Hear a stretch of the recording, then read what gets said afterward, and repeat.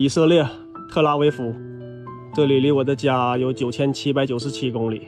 叔叔阿姨哥姐，大家好，我是曲阳。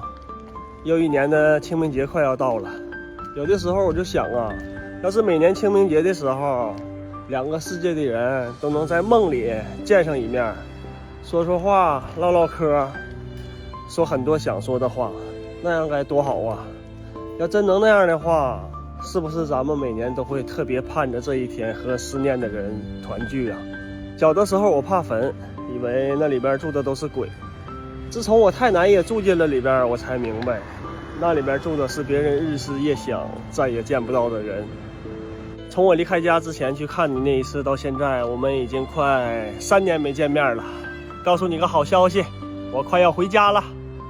等我回家去看你，我要跟你说很多很多我想要对你说的话。太奶，我想你了。